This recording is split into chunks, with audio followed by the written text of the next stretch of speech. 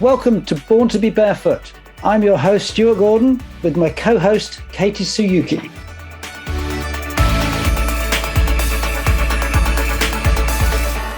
Welcome to our latest episode in Born to be Barefoot, our exciting little podcast sponsored by Barefoot Science Insoles.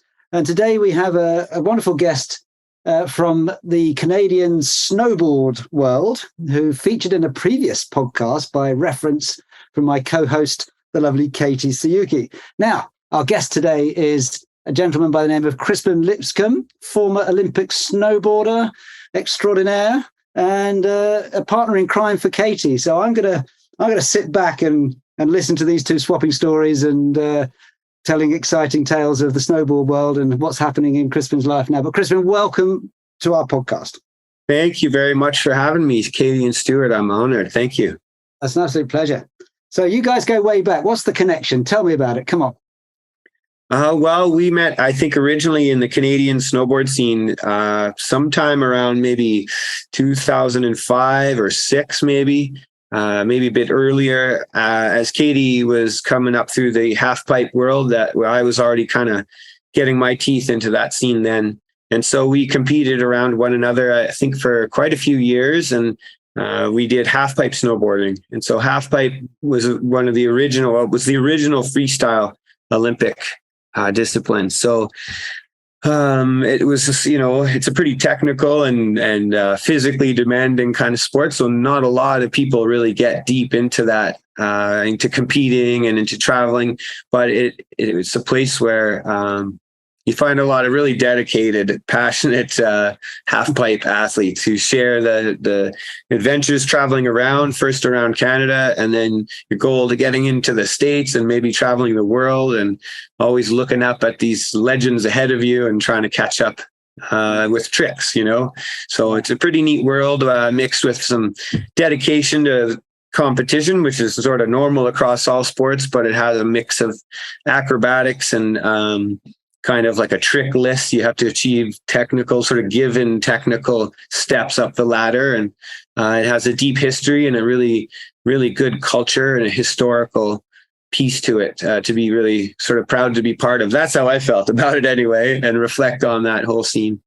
So yeah, Katie and I competed for a long time, but it was years later, I think maybe around 2012, perhaps, when Katie was a much more mature athlete. She'd been a couple times the first alternate, just missing the trips to the Olympics in maybe 2006 and 2010.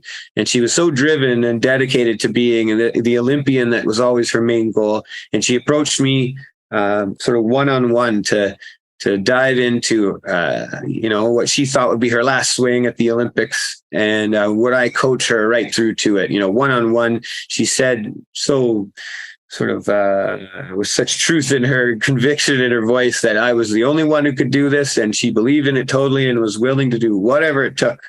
And so it was, I didn't say her yes right away, but I think I sort of took on that challenge with her and had a great time revisiting a world I had sort of previously left, and into that elite World Cup and Olympic level of our sport. And we just sort of tackled it on, and it was an honor and a pleasure to work with someone so dedicated and so committed to that single goal. And so as a coach, it was a real honor to be part of that and facilitate her big dreams, So it was a real chance for me. So also, though, you stopped competing at that point yourself, Crispin, or you? I had retired from about a 8 or 10 year push on the World Cup and Olympic scene for Canada, and World Cup champion a couple times over. Canadian champion several times over. One of our most decorated Canadian male snowboarders. Well, my story. Yeah, my story does go. Blow your trumpet. Let's tell us all. You're being a bit bashful. No, I started snowboarding in the early 90s, 93, 92, 93. I saw it, really got into it, and it was parallel to my skateboarding, and it was I just dove right into it. Now, this was not the original first generation. This was the solid big push in the 90s, a sort of second generation, and it was all about our Trans World Snowboard magazine and these sort of annual magazines that connected you to these other passionate people around the world because there were so few people really snowboarding and doing it. But the sport grew up, and I felt very lucky. I kind of moved along with this sport that it hit the Olympics in '98 and got sort of validation, a bit more of a public eye and all that stuff.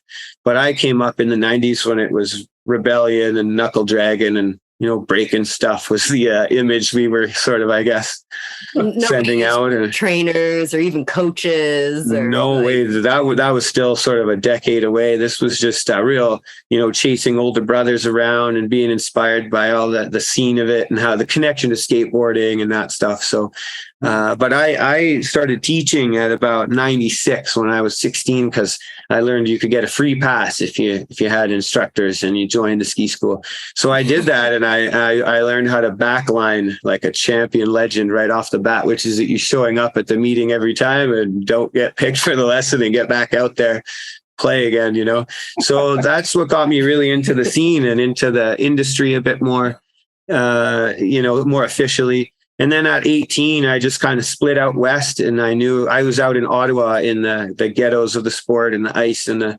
cold, flat, sort of rolling hills of eastern Quebec outside of Ottawa. And I just knew what I wanted to do, inspired by our magazines and the videos and the dream of traveling and just rolling in the road trip with the crew and that whole vibe.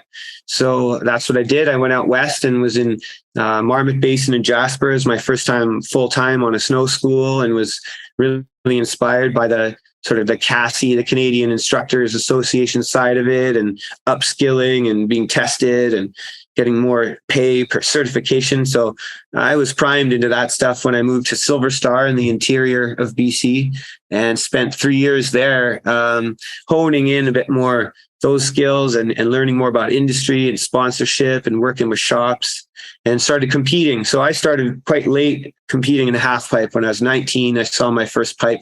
But within a couple of years, I started coaching and traveling to New Zealand through connections, and started working down there with all sorts of international people, and in Wanaka, New Zealand at Cardrona in early days.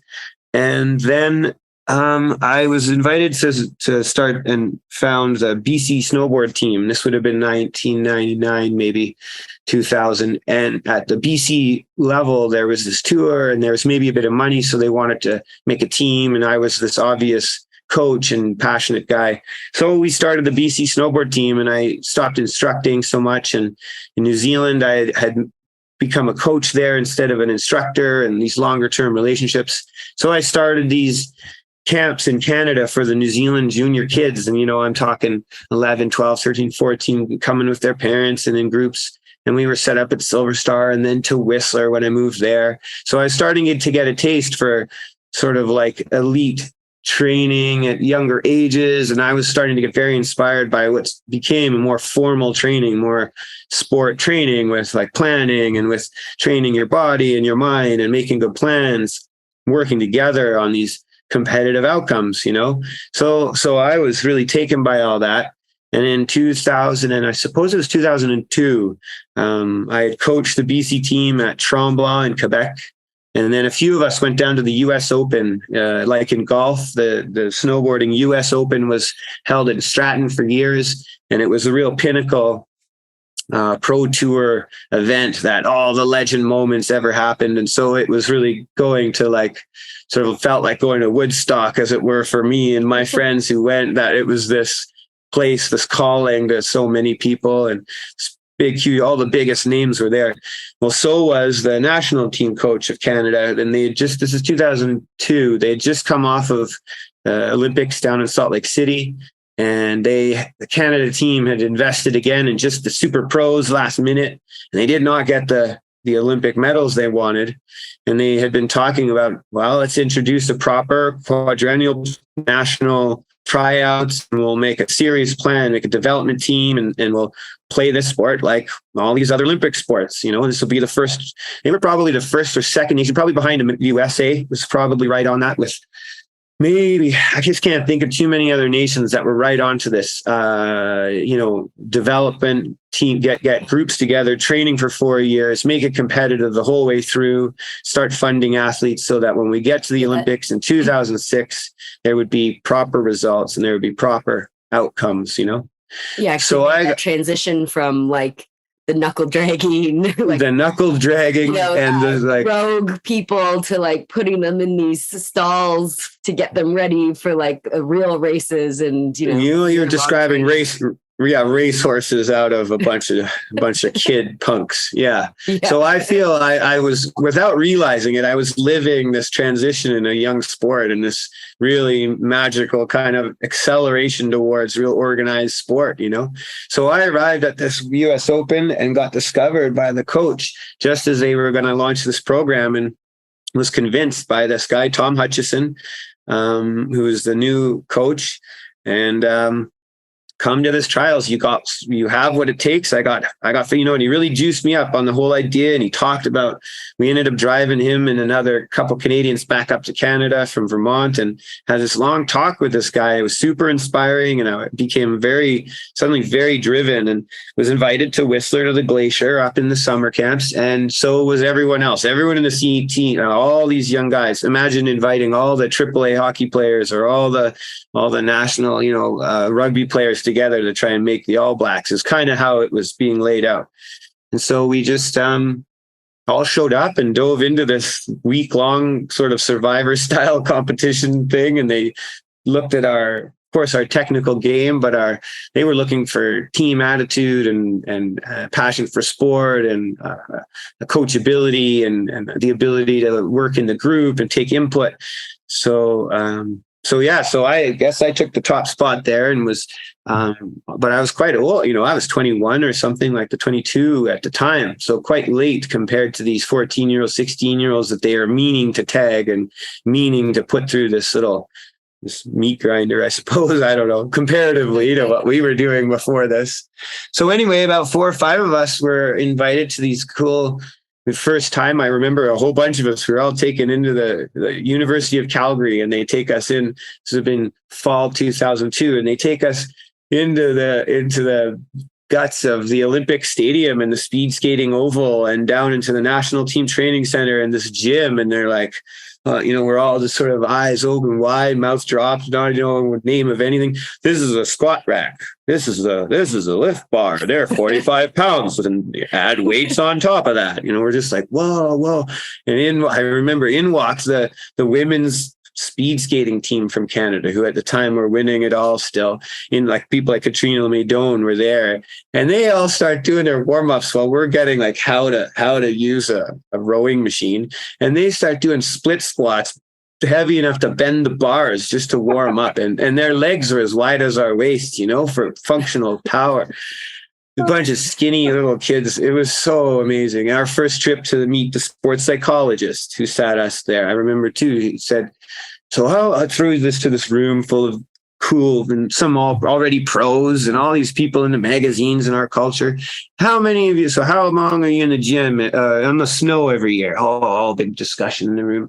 All right, so you're getting like, maybe you're getting 2,000 hours a year. And then, how much are you in the gym? I go twice a week. I go once a week. Okay, so you got 100 hours in the gym. How much are you doing on your mental training? Crickets. Sports psychology, crickets. Never read any books of the greats, nothing.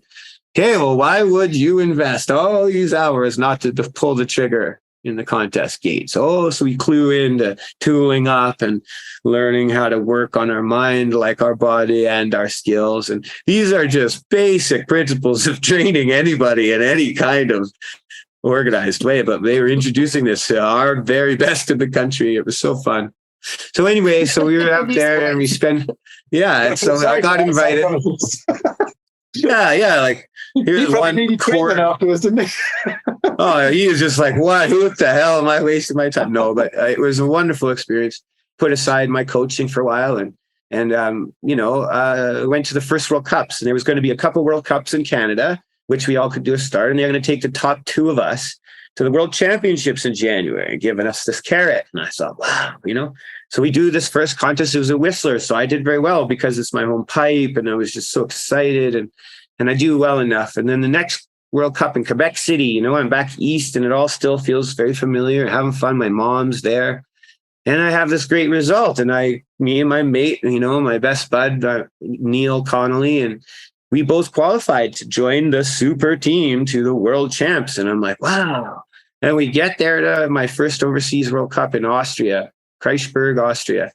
And it's just a real trip, this whole scene and all the excitement. I'm there in the room with, JCJ Anderson and Drew Nielsen, the fastest men on earth. And I realized they're so competitive. And in the waxing room, and I asked one guy a question. The other guy argues, no, this guy's got the secret. That doesn't work. I'm just writing down everything they said. I started feeling this competition between them, pulling out these secrets and ideas of these best of the world border cross racers. So I was and they said, tell me only when I got there. They explained to me the stakes, and they're like, well, the World Cup works that every country gets 3 quota spots for the World Cups, either men or women, whatever. And every year, the top 30 from this year's total World Cup, they earn another spot for the country next year.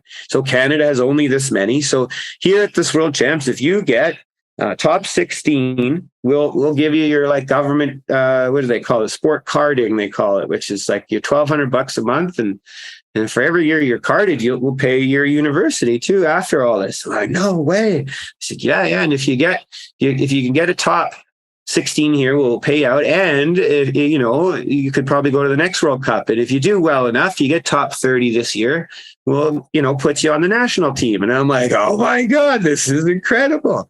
So that day in Austria, I go fly and do my best, and I ended up 15th.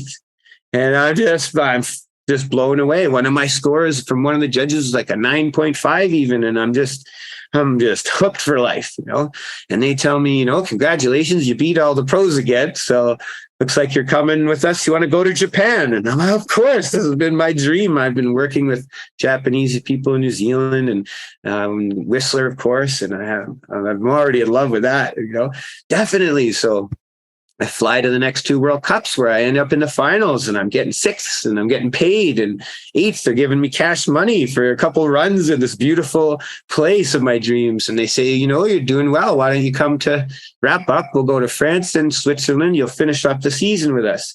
I go to France. I just got myself a bronze medal, first year in the World Cup. Find myself up there on the stage, getting the minister of sport or someone putting this thing on my neck. And I was just, I'm just young and dumb, right? At this point, just flying through experience to experience, trying to get better, meeting my heroes. So it was a buzz. And I get to Switzerland, maybe I get a top 12 or something reasonable. And I finished the year in 8th place on the World Cup, first round. And I was just blown away. And the team looks at me and says, you can stay. And so off we went. I kind of keep going to New Zealand every summer, but I get on this crazy tour and I start, getting better and learning about the values I can generate, sponsors, and how to align with partners that, I'm full of dreams from Transworld Snowboard, but I'm learning that the industry sponsors are going to be interested in my time spent on their photo shoots and at, sales demo things and filming in the backcountry, which is fine. But I have to invest 12 of these 16 weekends every year on the road and in training camps. And to, what I've realized are my sponsors, the federal government. Sport Canada's paying for my way, and I need to respect that. So, you go through the first Olympics, which was its own whole buzz, and then, popping out after. Right? Yeah. So Torino. Yeah, that's right. So there's a whole thing going into that where I'm both getting excited, driven to this big Olympic goal at this 4-year plan is culminating together. And the months before in the spring camp, I take my first real bail and get blown to pieces, and I fall in a scorpion on a big jump, which is just that you sort of catch your edge instead of smooth fade, and I just rip my body apart. I think I ripped my obliques, my TA, and my hip flexor off the bone in that split second. And I didn't know injuries yet, and wasn't out of blow. Just the physical thing, you learn as you go through them. They come, they go. Time passes, you get fine. But when the first time it happens, it's shocking, and it's connected to your self-worth and your dreams and efforts are interrupted. Your goals are, the whole world the sky falls down. So that was a really important lesson in learning and how to manage those injuries and learning how to work with the physios and work with the trainers and work with some sports psych to put it in proper context and reach for the toolkit around. That was all good. And, you know, I was coming off a year where I was winning medals and I won the gravity games and won 20 grand US, you know, in the States. And the next day I'm in New York City, warming a room up for Wayne Gretzky to speak for McDonald's and, you know, doing these mind blowing adventures. Boom, yeah, you had some really good sponsors back then. Like you were one of the only Canadians to get McDonald's. Like Chris, I go into some McDonald's in Canada and Crispin's like sitting there dunking some like chicken nuggets and I have pictures of me like standing beside him with this. Well, I was learning. Crispin, did you use like an agent to get those? You know, like there's lots of athletes out there who are looking, they're like, you know, maybe they don't get funding from their governments or whatever. They're needing to like go the route where, you know, we, like when we worked together, we figured out that there was like the 5 kind of pillars of what you need for a successful career. And we brought in that sponsorship. The 5th element. One of them. And good at sponsorship and branding. So well, I think let's start there. Let's start there quickly. Then we'll take a moment to talk about the 5 pillars. I call the 5 pillars of sport: is the technical and the tactical and the psychological and the physical parts of the sport, right? And these are real commonly known and the framework of good coaching, you know, include all these parts, but nobody ever really brought into, because our sport is different, where it has this Olympic sort of pursuit, kind of athletic pursuit style, but it also has more of this big sort of industry driven film and media sort of driven side of it that I wanted to realize wasn't being addressed properly. And those values weren't in place. It didn't feel like they were in place in the Olympic pathways and through the national team pathways and for all that they were doing.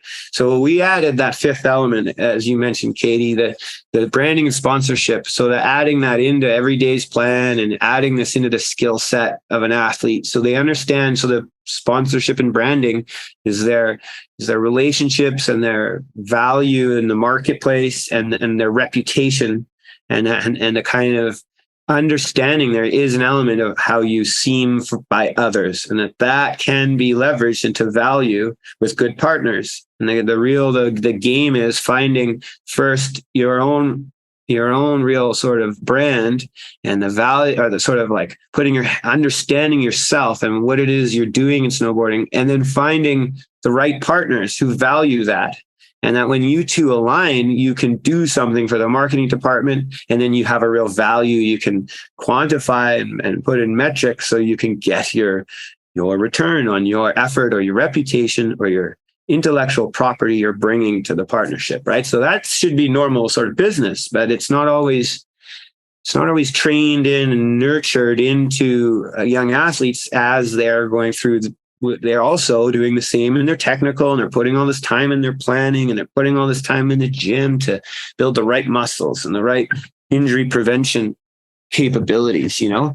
And so that's where, when I started working with Katie, for example, we were able to benefit from, that I had learned a lot of these big lessons or these big skills and some of these models from both the industry, and I had operated and worked some of the first times, like you had mentioned, in making big corporate sponsorships outside of our industry, and how these two compared and how we could do something with that, right? So I grew up in this time, like I said, where I came from the dreams of being in Transworld magazine and Snowboarder and having video parts and having, getting a pro model board where my name is on the board, and I'm going to end up with getting, endorsements and paychecks from how many kids buy my snowboard. Free Big Macs. It turned into free Big Macs. Well, no, it turned into that because I realized that along the way, in my 16 weeks of a winter, that I was doing television, and I was doing shows on CBC of our team traveling handheld. Well, now is the format we use. But back then, I was on the TVs. I was doing TV kids shows, and I build these relationships with people like McDonald's, and they're working, as part of their marketing tools, and that their contracts were just come completely different. What they're asking for, what value I was bringing to the table didn't align with the industry sponsors. And at first I was upset by that. I took it personally. Sometimes I felt like, my snowboarding resume or my competition results was superior to so many guys getting these deals with the brands I wanted to be with. But then when I finally clued in, it was actually at the Olympics, where I went to the Olympics for Torino, all in this time here, just with my sponsors didn't send me with any boards. I'm going to the Olympics and I don't have a single snowboard from them. Not even, forget about Pampered, forget about bonuses for doing it. This is like, they didn't even get it together. But my coach, Tom Hutchison, he saw this, must have seen it coming, and just said, we'll buy you any boards you want. Go buy 2 from your shop in town right now. And so the night before I flew, I went into Showcase Snowboards in Whistler and bought 2 of the boards I thought were going to be the best, and got them to my buddy at the grinder machine that night and waxed them the night before the plane. And I got there, and these sponsors of mine meet me in, because the factory turns out to be only like 2 hours from Valmalenco, Italy, where we were on the border of France, right? So this guy meets me with the wrong board in terrible condition, with no sense of my sort of stress about it. And I did 1 or 2 laps in a very short bit of practice you get at the Olympic event. You get like 2 hours, maybe 2 days. So every minute really has a weight to it and a very emotional pressure to all the potential of the week. And I do 1 lap, maybe 2, I'm swearing. And I basically got clotheslined by my coach, who had got the wax tech with me all set up with this board, and like some kind of F1 trade, pit stop. Boom, boom, boom. I'm holding this board, and I go back up there, and man, my amplitude is 3 times as high. My body language changes. My hope for the day changes.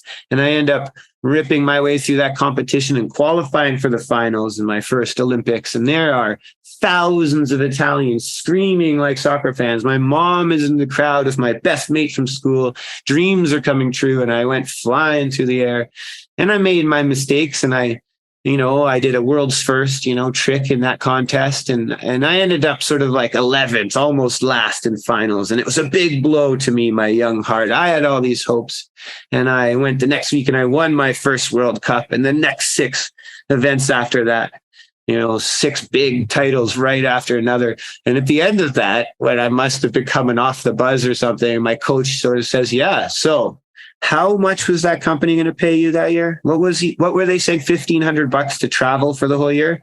You just made $70,000 in 6 months just because your snowboard was fast. You ready to buy in on this? And I was like, yes. And so we worked with, I think, the Team Canada going into 2010. They had their relationships with the same Burton factory. So I just kept getting these blank top sheet, blank base, highest quality border cross boards every time they had a shipment. And I went flying through the air, being number 1, getting, on the cover of the cover of the newspapers across the world, because Europe loves the World Cup. And suddenly my value, I clue in, is in my brilliant snowboarding and not my pursuit of the guy from said clothing company because there's a dope crew this year, But that's when big piece of that puzzle was that equipment change. The equipment change was the key. That's right. That was the key. It wasn't necessarily the board itself. It was just that letting go of one value and pursuit so deeply allowed me to open my mind up to a higher level of performance that opened up greater doors to follow. So then this next year, I'm operating with these huge partners and the biggest in the world. And we're going into Vancouver 2010, where I'm working with McDonald's and RBC Bank and Powerade. And my job is to go around and just speak to a room of doctors for an afternoon and let them talk to the head doctor of the 2010. And then the next, afternoon, I'm just meeting with some investors for RBC to, I don't know, whatever, make them feel good. I don't know. I'm just there to eat the appetizers and tell a story. And the next week I'm like in Toronto shooting an advertisement, which they then start running all over the bloody hockey games. So you're going into 2010 with a totally different perspective and attitude, really tackled that sort of public eye thing and, really engaging in the local newspapers and in the TV so it was real fun. It was really great. And going into 2010, of course, I'm hot as hell and I'm winning. I'm supposed to be the medal hopeful and it's all hot. And a week before the Olympic trials starts, they were going to do 4 contests, and 2 were going to be one after another. And just a week before that, my best friend dies, and it was in some snowboarding, and it was avoidable situation. And it was shocking. And it was a huge blow to me, like every very universal human experience, the first time you lose your invincibility because a peer is lost, right?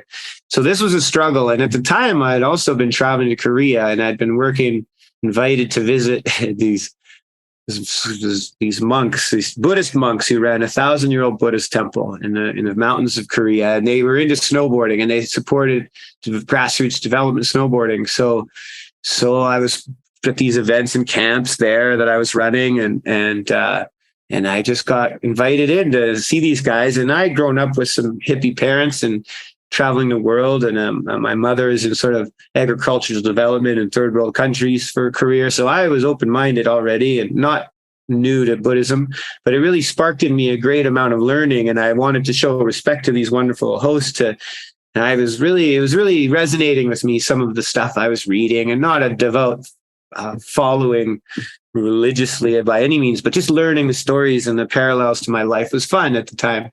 Anyway, so we go along, and a week before the Olympics, my best friend dies, and I just didn't have what it takes. And the team tried to get me riled up, and I just couldn't do what it took to do what it takes to ride those icy 22-foot bloody things at that speed and do these acrobatics that week. I just couldn't get past what I was feeling, and they tried and failed, and I had to go to the next one in Quebec, and I just failed again. So some months they give me like lots of things into perspective, like well, it did. You start feeling, is this my purpose? Is snowboarding? Well, that's it. It's tough to get through that, well, reflecting on it.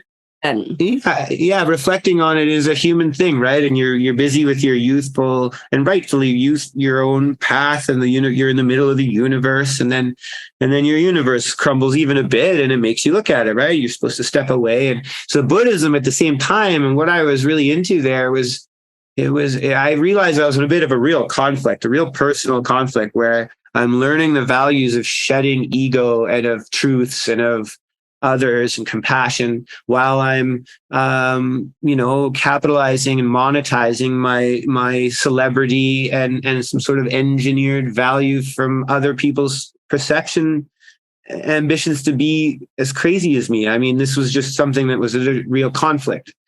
And then when this loss added to clarity, and I was really just sort of not motivated in that same way, when I had the most value going on and I had the most amount of engagements and valid contracts. So it was a really interesting moment. And so then over the summer, I go to the New Zealand. I got 2 left. I can do this. All I got to do is run, and I'm going to be fine. I'll go to the Olympics. Well, in New Zealand, I go and something happens. There's a passport. Something, oh my God, I have let my passport expire. So it won't be valid 6 months past travel. You have to be kidding me. And I try everything I can to pull this off, but the contest is in 4 days, and it won't happen. And I remember running out into the bush and running in tears and realizing I thought it was over. This time for real, it's over. So then I got one more good chance in December, and I've got an injury, an ankle that won't let you do what it takes. And that's all it takes, right? That's why you're supposed to spread it out over 4 events and not do it in one shot and all that. And I just didn't put it together. So I managed to get to Austria, I think in like late December, January. I basically earned a 4th spot for Canada to compete at 2010 for the men, and wouldn't qualify for myself, but was proud to do that. And I was proud to do my last World Cup on my horizon after all this wonderful 8-year career at that very specific thing. And I was in Austria, in Kreisberg, the place it all started for me. I thought, what a neat circle this all is, as I do my last World Cup run. And it was wonderful. I got back to Canada, and I was having a very tough time, trying to put on a smiling face, because I'm on all the TVs and all the McDonald's walls, as you mentioned, Katie. And it was tough for me to go to the week of and trying to smile, and people don't care about my Buddhist discovery in my personal life. Like I'm paid here to smile, make you all cheers to whatever company. So once it was over, I basically just disappeared into the backcountry on my snowmobile, and I put 4,000 kilometers on a snowmobile in 2 days on my season pass. and just disappeared with friends and reconnected with snowboarding and love of the sport and the mountains and everything. And I was doing fine until I got a call from the monk. And I was there for a camp, and some limo comes, and not my friends, not my connections to the monks, some total stranger comes to my hotel door there in Korea and says, "Come, you've been summoned." And I jump in a limo and I drive up to the same place, but I now see it really differently. But this is like a very important person that we just had a backdoor entry to. But this monk calls me to his room. I come to his special place, and there's a different translators, and he just straight out says, "Look, I know what happened to your friend. I know this must be hard, but in my meditation," he's a head monk at this special place, and he says, "In my meditation, I've had a vision, and you are going to coach those 4 kids to the Olympics.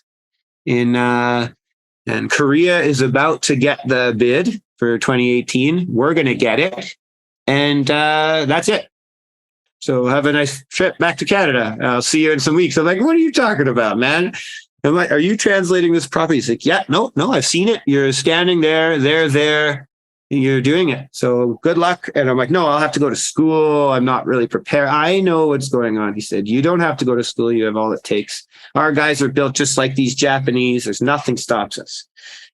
Okay. So I went home saying no. And a few weeks later, I called him back, and within weeks I'm in Seoul and I'm coaching these kids, and we have this wonderful trip again, and I'm back at the top of the game, and we're coaching Dev, and we're the kids were like 12, 13, 14, but we were in New Zealand, and we're in Whistler for them. We're in Korea doing the contests, and it was a real trip. It was fun, and I'm getting back. I'm really getting driven and by the learning side again, and by the coaching side, and bringing in my experiences felt valuable to others. And no sponsorships, right? If there was sponsorships, it was just getting these kids hooked up, get some goggles, get some gear from some people, teaching them that stuff. But it's a wonderful experience. And then, these things, they come, they go, and the relationship didn't play out, and the funding stops, and the kids go home. It was all good.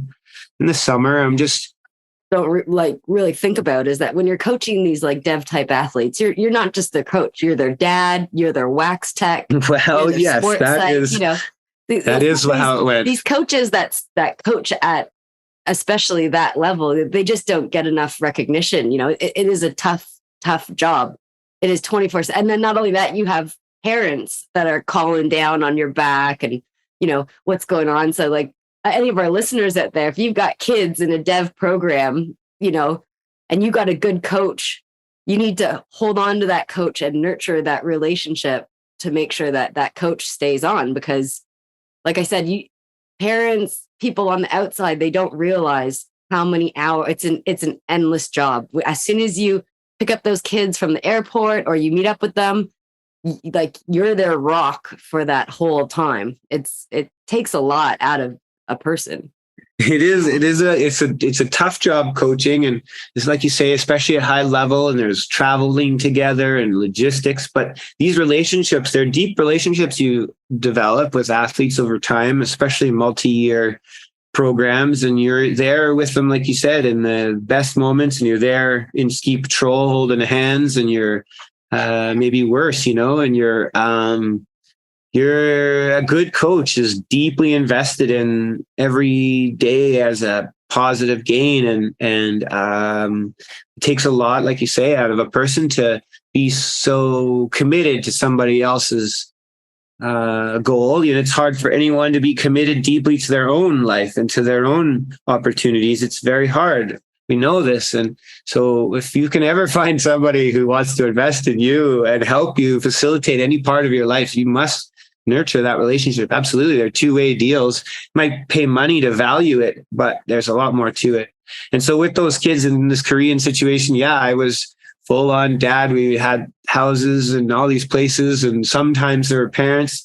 There was a mega language barrier to overcome every day. And it was really fun. And shifting is hard to do from what I learned was very sort of self-oriented, the required self-oriented drive of an athlete to achieve, and then shifting that towards like functional facilitation and being able to really actually help someone instead of just do what you think they need kind of thing. So that was good. And then looking back, what skill set do you think like really helped you with managing that group? And, what are like the top skills that you're like, oh man, I'm really happy I did, gym training with them, or like goal setting and planning, or, like what Yeah, are that's the top interesting. ones? Communication, Yeah, right. Well, I think that always we're trying to avoid conflict. So conflict comes when there's misalignment of expectations.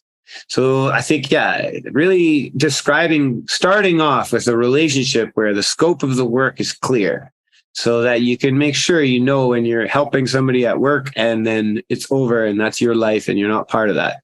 So it's like, describing good roles and describing expectations is important. And that comes from communication, right? All that. But I think that, and this goes across all the board anywhere, is getting good discipline. And we're not all built with discipline and motivation. But getting good structure, so that discipline and then followed by motivation, they kind of fit into this nicely organized and well structured space. Because I think the more comfortable people are with the structure and the rhythm of things, the more comfortable they'll be to get into actually challenging themselves.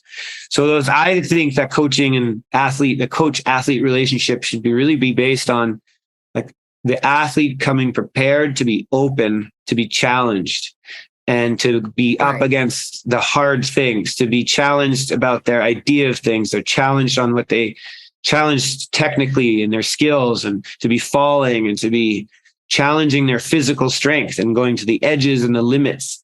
That's the job, because if you come with less than that, you're not going to get what can a coach do, So, and a coach at the same time, their job is, to facilitate the learning of the person at the time. So, right. So good coaches hopefully are open-minded to different approaches and to expanding their own professional understanding of the skill sets they need. And, personal and professional development is always going to open up more doors. I remember all the time, every course I've ever done in my sport and in the Canada NCCP coaching, sort of universal all coaching training programs, every time I've done that, it's made such a positive impact on my own coaching or whatever relationships I was in. And I think that in my older days, in my experience now, I value very much a coach who is open-minded and ready to be flexible, but still be firm. Well, the Buddha said, right? Be the reed. You bend with the water, but you keep your roots down. And if you try and resist the water, you'll be broken up in minutes, So somehow that's not something that you just do, right? And it's not in everyone's nature to have that, basically. So I think that those are a couple of things that if you might not have as a personality, you can develop or learn about or focus on, because every other part of a good coach-athlete relationship is a trust that this coach is an opinion and a set of evaluating eyes that can communicate back to the athlete and align some change in behavior towards a goal.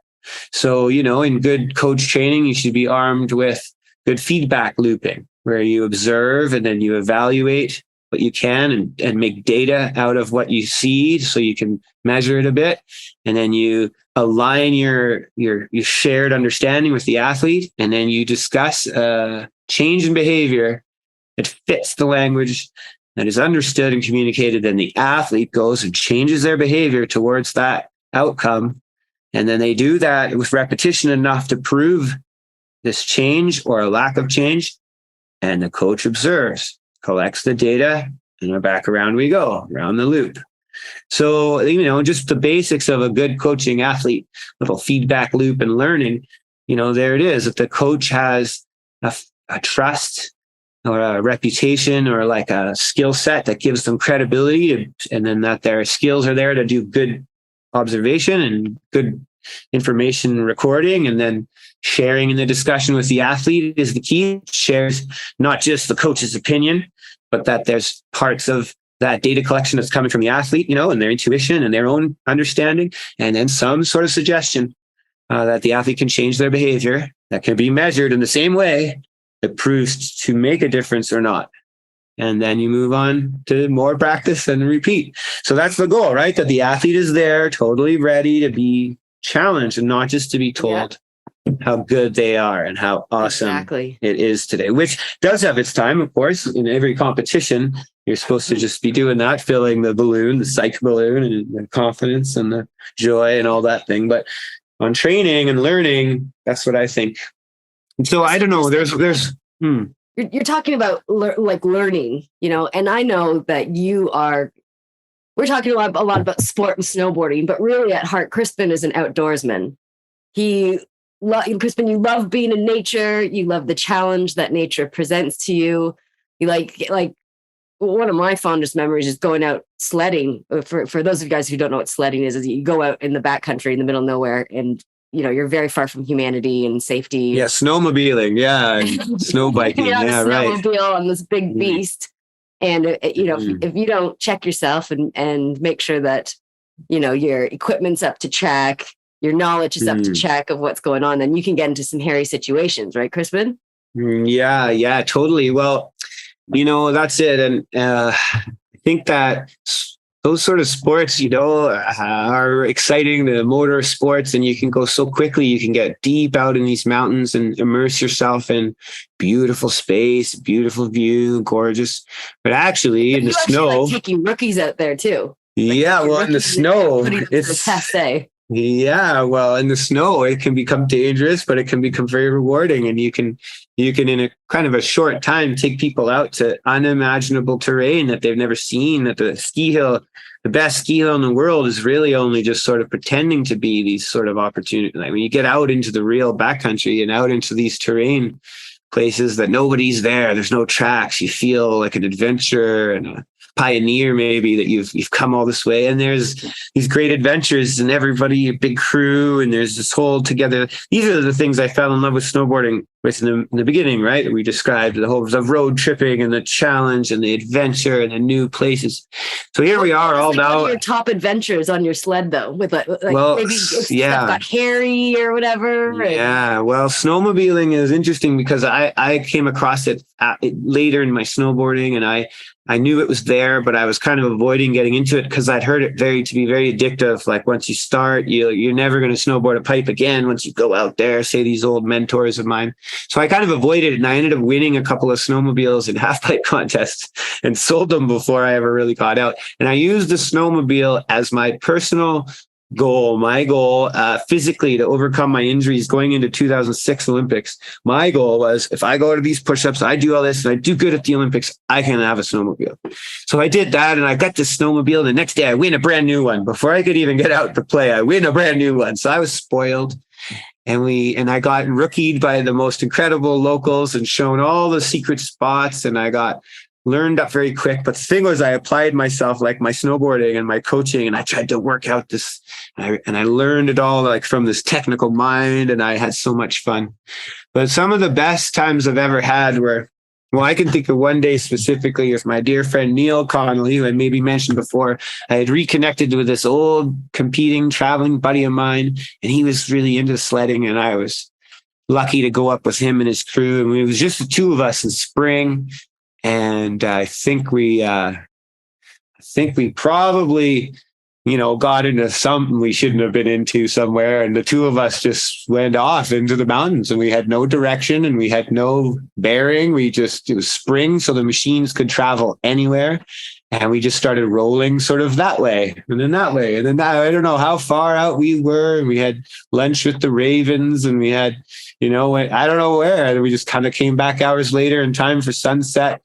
And I just think, days like that are what snowmobiling is all about. Because most of the time in snowmobiling, it can couple turns in the wrong place, turns into slough out and digging out your buddy. And it turns into being stuck in December with broken machines overnight hiding, and it becomes pretty heavy, out there. Snowmobiling is definitely the most difficult and physically demanding and challenging sport I've ever come across. Just where it can go, the way it goes. But I don't know all sports, but for me, that one. Question as an ignorant of snowmobiling, is this are the courses that you're racing on, or how does it work? Okay, yeah, that's a great question. So snowmobiles are like motorcycles where they have many shapes and sizes and sort of functions. And you can get snowmobiles that are on the ski hill for patrol and they can tow 1,000,000 pounds. That's what I've seen, yeah. Right. And you've got touring machines you might see up north that the Inuit people or people who live on lakes only can, tow things and just they last forever. Some of them are made like motorcycles and dirt bikes, and some are crotch rockets, and some are the ones we use and are familiar with. They're made specifically to tackle these deep snow, and they're made in a special way, and they're designed, and they have big, long tracks, normal ones in the sort of 121 inch, and these are 174 inches of footprint and massive spikes on the bottom. They have turbos in them now, and you could spend $25,000 very easily on one of these now. But where we go, the way it works here in BC, and it's really a mecca, where I think we took Katie out one time and took her way deep up some famous spots. It starts off on your truck and you have your crew and you meet at a trailhead at the bottom of the highway. And you'll be at some sort of forestry service road, which are these roads that lead up to what are sadly clear-cut blocks or maybe power line access roads or fire access roads that go up to certain valley points to help the fire start. And you got to have the inside. You got to know where you're going. You got to be taken the first time. So there's a lot of that culture, shared secret stuff, like surfing with the secret brake, or it takes the boat to get out to the reef, all that same idea. But we're geared up with our avalanche beacons and our probes and shovels as though that's going to stop a mountain from falling on you, which it does not.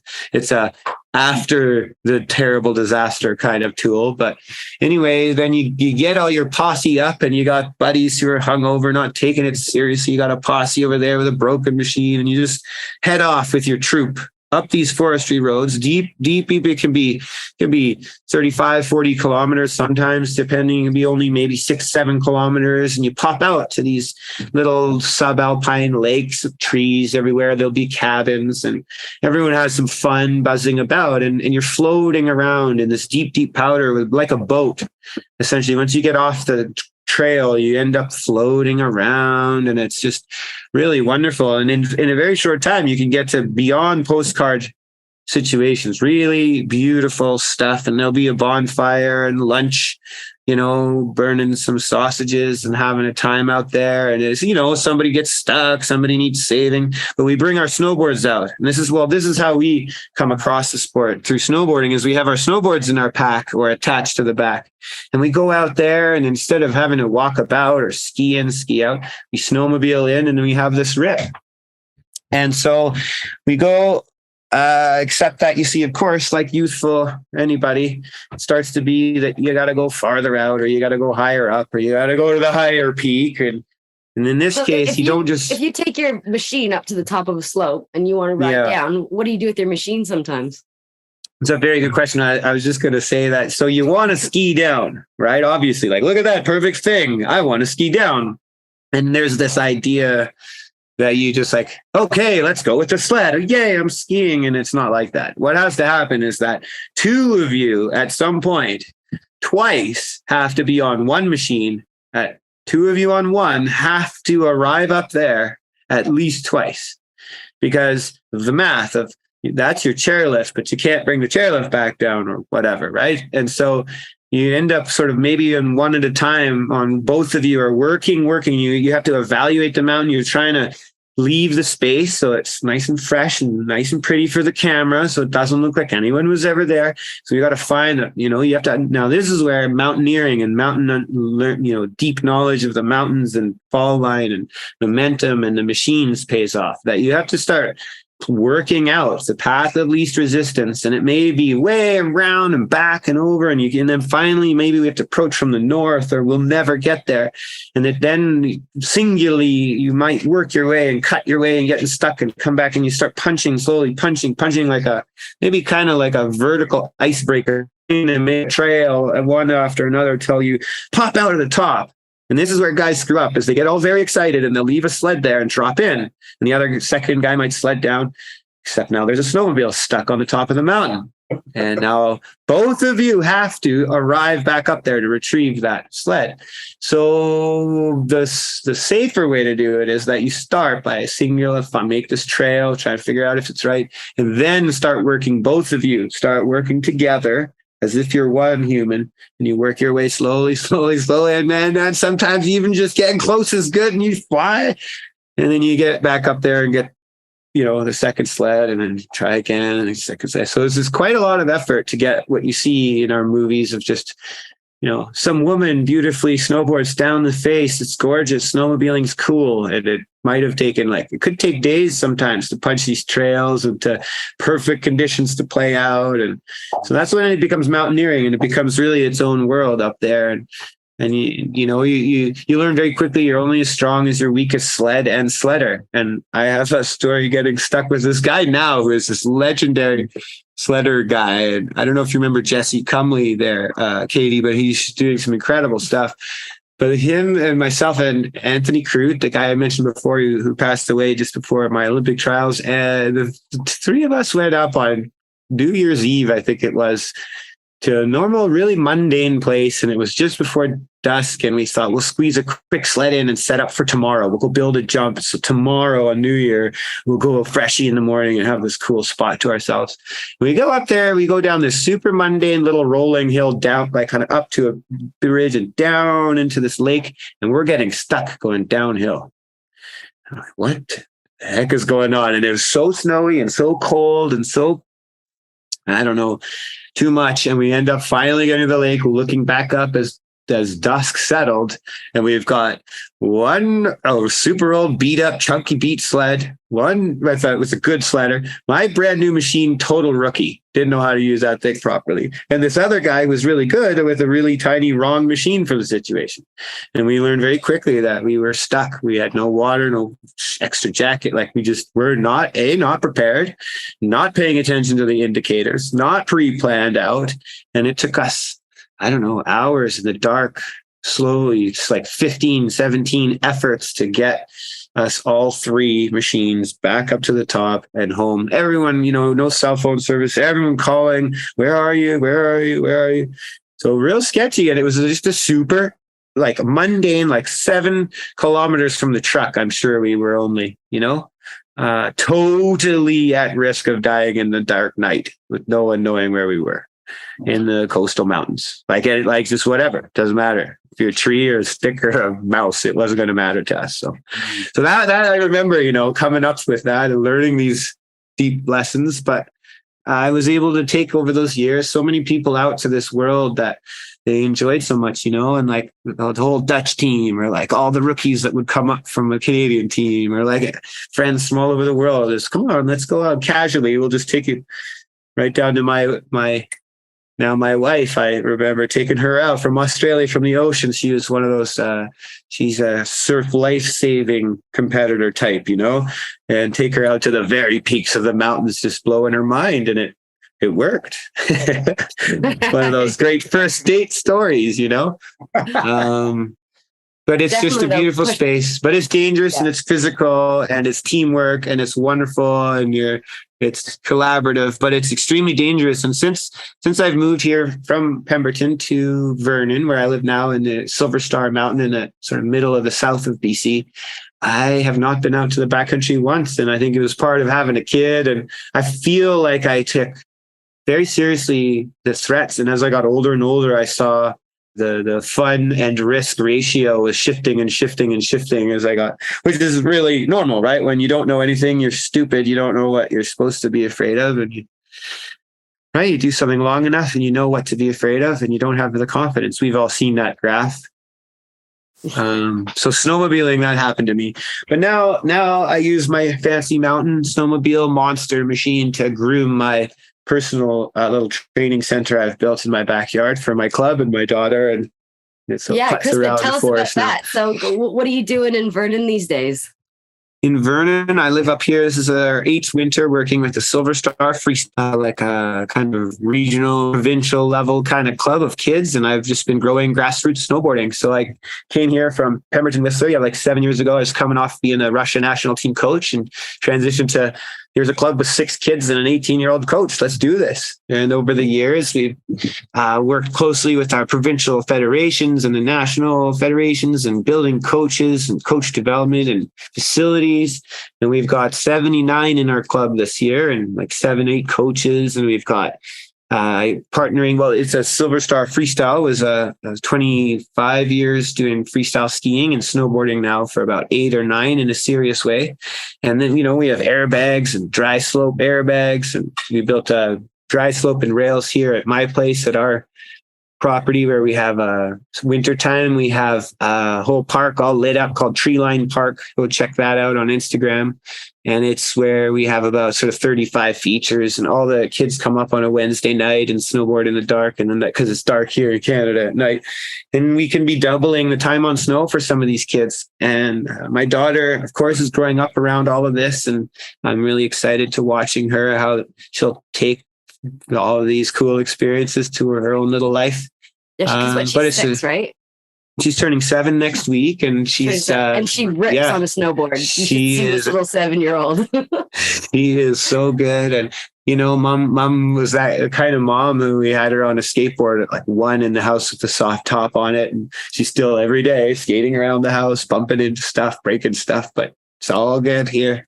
And she's biking. We have a great biking situation up at Silver Star in the summer. And so she's in the biking school. So it's just part of what had us come into this community was so many options here. It's lakes and it's wine country and there's mountains, and there's my wife's a wonderful artist, and she's landed well in the community and the sort of sport and mountain art vibe. And so she does paintings.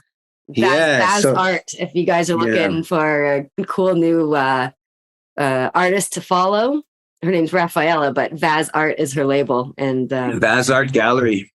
Yeah, and her thing was, we went through some sort of challenging health stuff that really had us in some dire statistics they were giving us to make it very far. So I dove into her dreams then this last couple of years, and there was this old cedar cabin on our property that I just dove into, dismantled, and built her a gallery and a little studio for her so that she could have her dreams come true. So really that was something I'm most proud of these days, because that's just in my history, in my life, in my experiences. Every time I've invested in someone else and really, I had my chance to live my dreams, and my wife, she supported me as we went to the Sochi push. I'm sure Katie told you all the stories of my 3rd round of the Olympics, and my wife was so supportive, and it was so lovely this time to support her dreams. And it's not on a snowboard this time. It's same thing, right? You want to really help somebody. It means facilitating whatever it is they want. And you're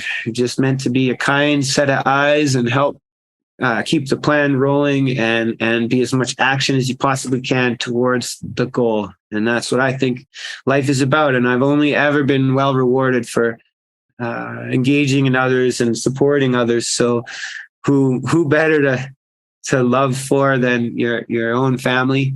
And now we've just facilitated for her to have her own space and to meet her dreams and goals, and have customers and clients, and grow her brand while she works on her technical game and has a safe environment to do it in, just like sport, So that's how I see it. And it's been really fun. So focusing on grassroots sport and young kids and growing now as a kid in it, it's a whole new perspective for me working in snowboarding now, where it's always been an idea, but now really it is my daughter. I'm trying to set up so she has the most fun and the safest places with the best coaches and the best teammates.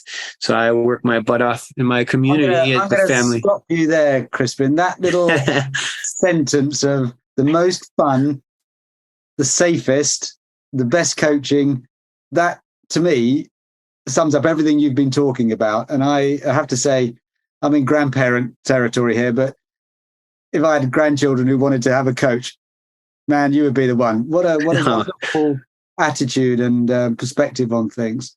Well, thank you. I think, when you were talking about your friend who passed away, I was thinking at that point with COVID and lockdown, and lots of people lost close family and friends, and they were going out seeking some sort of peace in their minds through sport, through some sort of running or whatever it might be. And it was a really interesting story where you found it really through the Buddhist thing and the messages you got through there, and mindfulness, and there's some wonderful cross discipline, cross culture connections there. So this first time we've had that brought to the table in our podcast, Katie, I think, isn't it? Connection with some religion or these like outside different perspectives, but pulling it into your sport and really applying it. And yeah, we don't hear that too often at all. Well, I thought from my uneducated experience in different religions is that like there's supposed to be value in the messages and the guidelines and those ideas. So that's okay, fine. To do that in sport is fine. I think, Buddhism for me too it was just a place where it was all kind of down to like simplest way of framing the most obvious sort of truth, and then making space for like it was about expectations, I think, too, in Buddhism, where the idea that, the first quarter of the book is so you wrap your head around suffering and the universality of us all suffering. And then the stuff about building your happiness following that understanding, and that how, I don't know why that was resonating at the time, but I used that stuff in some of their interesting mantras next to one another to help me go through what it took to be re-entering in sport. I used that in going into the Olympics in 2014 at 34 years old, being expected to do the same technical and acrobatic stuff in that very physical world without any of the physical backup, none of the funding and sponsorship, none of the four pillars. And it helped me be honest, like, no, look, you have to do this now. Go and embrace it, enjoy it, go. And then that kind of thing worked to let me achieve that stuff. I think that's sort of, isn't that supposed to be what it is, what religions help us with, right? Is those times you might not even know it, but it's helping with some like ideas and guidelines, not that it's a rule book. To me, more like an interesting toolkit that you might need another time in life from a different toolbox and a different kit. And I just am grateful to have an open mind deeply to anything, right? In case it helps. Open to everything in case it's the move, in case it's the key. Crispin, how many years have you been in snowboarding for now? Oh, well, I think I've been snowboarding 30 years this year, and I've been teaching for coaching for 27 or 28 years now. And so I feel grateful. Well, I feel grateful. I've seen many different sides of the industry, and I've seen it grow in so many ways. I feel like I didn't just watch it growing. I felt like I was in it in different phases and times. And I'm grateful to be part of the story. And I still am in love with the legends and the stories and the culture. And I fight hard to keep what I think is the culture in our sport when I see it getting too serious. But I am also a believer in the benefits of organized learning and structured approach to something. And I value maybe more than others the kind of Olympic pursuit and this sort of athletic approach side of our sport, because I believe it has real proper human fundamental approach to success, that you earn what you do and what you put in is all you get out. And but that engaging with others makes us happy, and being involved in shared efforts makes you happier. And hopefully you can find those partners and find those people you can share that with. And like, that's when we have a great band, when all those line up and boom, you have beautiful music. And so I think that's how it is with sport. I hope we can learn who we are so that we can align with good partners and you can get the best out of it. Hopefully, like in any sport and anywhere in the world, you can have a little bit of a footprint with others and you can share your passion and you do well. That's it. So that's what I hope for everyone, basically. And not a tall ask. 30 years plus in sport. Yeah, I guess. And be successful at it in many different areas, right, Crispin? The coaching, the sharing the sport with others, your own personal journey, the influence and impact that you had on my personal life and my snowboarding career. I talk about all the time, not even a coaching. I talk about people, being the water. Are you the water in the cup? Are you shaking the cup? What happens when you shake the cup? What happens in the water? You got to keep that cup calm. I use that analogy. Yeah, no, I'm honored. Thank you. Well, I'm honored and thank you very much. It's Yeah, it's been a real honor, and I feel like being friendly and being engaged in others and being passionate, not being afraid to be passionate about it, I think has been wonderful. It's opened doors, and I think I walked through doors, sure, too, and it's just been rewarding and lovely. And so it's hard for me. You don't want to talk to me if you're bummed, because I'm just going to want to turn you into a smile. I'm just going to take your problem and try and help a bit. I guess probably annoying for some people. Right. I'm gonna get just on a very personal level here now, Crispin. Do you take visitors? Yeah, for sure. Right, because my youngest son is coming out to Canada in June. Of course. For 2 years to work in the mountains, teaching snowboarding and skiing. And I want him to come to see you. Yeah, definitely. Definitely. Shit. We're a hub here of a real scene here. And this particular resort that I'm at has been on a real growth phase with some new owners and a huge shift in culture at the right places. And I feel like we're about to be a real gem get polished here in this part of the world. It's Silver Star, BC. Everyone's welcome, always. If you're happy, I'm going to connect him with you, because I think absolutely so many lovely things. And I do find Crispin is a great example of like building a community around passion.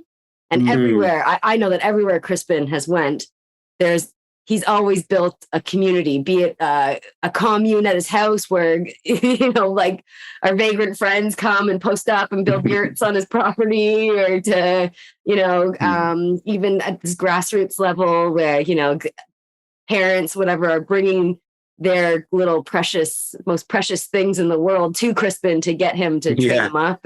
And Crispin's always, Crispin's ideas are always like, oh, I got this piece of property, I need to put some cabins on it so that some families can come and hang out, because it's a community, and that community involvement and building. Well, I think I learned this a bit, I think, when I was traveling, the early days of traveling the world, when it wasn't in the fancy hotels with the big travel budgets. It was like, on the single dollar budgets, it was so fun. And I learned that if I wherever I'm local, and if I put on a big party and we all have the greatest time, and I host these and get, fixer for anybody visiting, when I go somewhere, well, look at that, I've been invited to go and stay an extra couple of days and go and have dinner with grandma at her farm and go to see. And of course, now suddenly I'm getting a deeper experience in all these places, which then feeds again on itself. And so I'm having this sort of exponentially more enriching experience.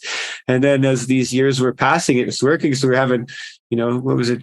Those white elephant auction parties, Christmas parties in July in New Zealand, because we're all wanting to feel connected to family again for a night, and all those things that they turn into where we were having to go to, is it Finland or Sweden for one of the last World Cup qualifiers, and just Katie was able to boop, and Buddy from way back from some time in the past from Finland shows up in his like cab and starts driving us around the whole town, stay at his place, keys to the house, like exactly what you need when you're transitioning across the world, that back out to the bush.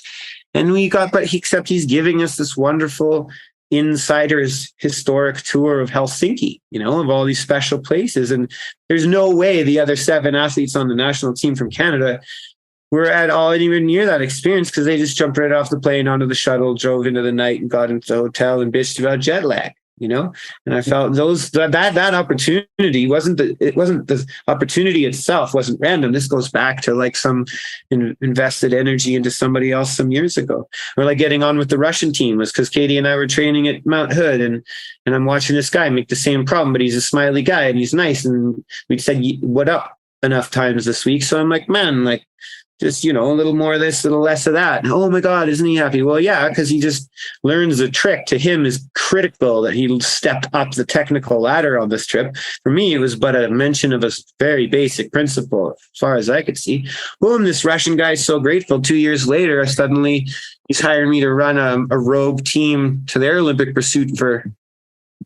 It was for Sochi. They were 2 years out, weren't they?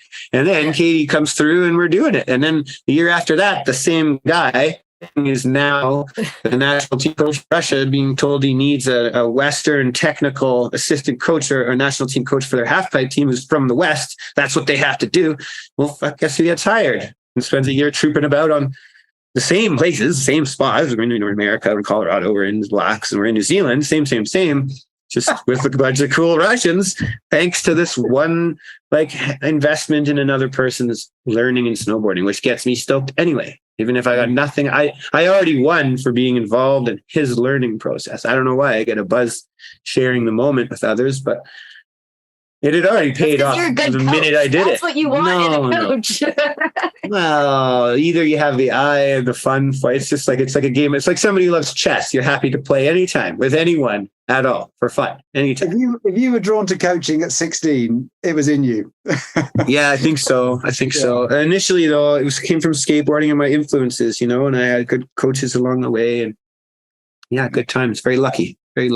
Marvelous. It just goes to show Crispin's always the guy to say hi on a chairlift, or if you're struggling, or if he sees your edges are messed up, he'll pull out his diamond stone and fix up your edge for you. Yeah, people get tripped out when I pull out my file. Give me that. Yeah, they do get tripped out on that one. A little lesson on edging while we go up because you made eye contact with me. No, it's just fun to share, right? That's all. Just to seem a waste if I didn't. What a waste of ideas. It wouldn't be all of your knowledge. 30 years, gosh. So Crispin, what's coming up down the tube now? With your season's ending, you're coming into summer. Yeah. What's going on? Well, we're about to host the BC Games here, so I've been called in a few times to help out with some, ideas and suggestions. It's lovely to be involved. I was just asked today to be the one that hands out the medals. How lovely is that for a little recognition? What an honor. I haven't done that one yet. I haven't, of all the roles, I haven't done that one. So I'm grateful. But big picture, my wife's just returning to health from a tough sort of lung and heart disease. It has her on full-time oxygen. So we're still adapting to our new world a bit, but kind of getting through that. And I'll just, running with her Vazart Gallery is a real big focus. And then we've just got more and more facility dreams here at the Hill. So more training facilities, more additions to stuff. Yeah, some of the dads are going to bring their diggers and we're going to build some more park up for next winter. So we need less raking and less snow and all those fun things and learning how to play ball. I have a vision. I really want to get a half pipe at my hill. And that's sort of like, feels to me a little bit like we're going to resurrect the mammoth, the furry mammoth. We're going to bring it back alive before your very eyes. Buy in with me. But that's my goal. I want to do that. If I feel like that might be my new little goal. See if I can pull off getting a half pipe at my hill. Because that seems like proper. That's like high level politics, right? Without taking a job at the ski hill, I want to see if I can pull this off. Sure. Everybody in Canada has a half pipe on their hill, don't they? I don't know. No, that's the problem. That's my opening argument, actually. Sure, it is exactly that. England, that must be the case, surely, yeah. No. But it used to be. There used to be 10 half pipes in Canada. Now there's and only one Olympic. Wow. So my goal now is to say, every ski hill surely has an old rusted machine we have to just get over here and grease up, right? And then do that. And the earthworks and the possible need of snowmaking. But I can do this. With partners, with mentors and some questions and some good meetings. I think we could maybe do that. Perfect. Well, now here I am giving some pressure on myself. We'll see if So we're going to have to check in with you again in a while to see whether this has happened, Crispin. But in the meantime, you did. If people want to find you, is there a simple way to do so? Yeah, check out Treeline Park BC on Instagram or on the internet. That shows you what we're doing here around the terrain. And Silver Star Freestyle Club. That's my heart and passion. We're a not-for-profit operating on the tenure here. I'll take donations. Yeah, well, no, we, just trying to build do a mix of building that competitive kids. And we're aiming to try and build like an international high school programming of our own so that we can really just tackle that, so that's a pretty neat one. So for anybody out there who wants to be a great supporter of their kids in sport, one of the big steps to take is to finding that high school, grade 8, grade 9, grade 10, 11, 12, somewhere that you can get school, but that they value the time off needed for the sport. So you can have smart, full-minded, well-adjusted young adults, but are also able to put that 3 becoming 4 days a week of hours into their sport.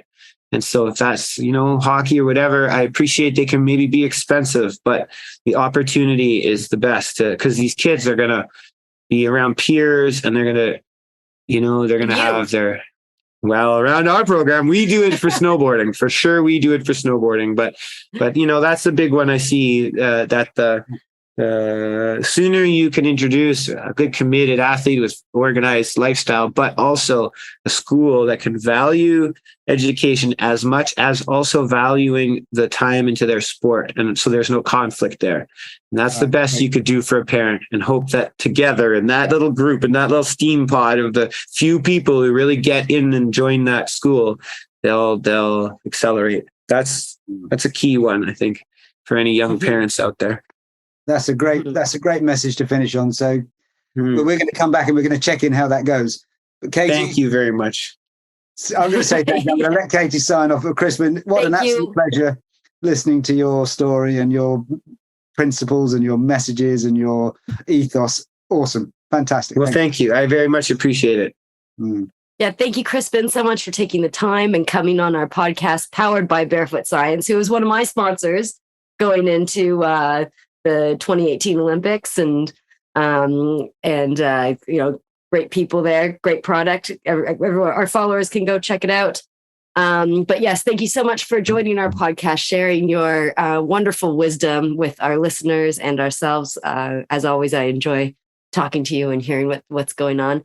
To our followers out there, you guys hit the follow button or subscribe button to this awesome podcast for more great guests like Crispin from all different facets of athletics and life, and anyone out there who's doing cool stuff. We have you on there. If you're interested in coming on the podcast, please feel free to reach out through the Barefoot Science website or any of our channels. Yes. Thank you so much, Crispin. Thank you. Thanks for having me. And from New Zealand, good morning, everybody. I'm starting my day. Crispin, good afternoon. Thank you. Good night from me. Cheers. Good stuff. Okay, be safe. Take care. Thanks ever so much. You've been listening to the Born to Be Barefoot podcast with myself, Kate Tsuyuki, and the wonderful Stuart Gordon. Please remember to hit the subscribe button and give us a 5-star review. We'll see you guys next week.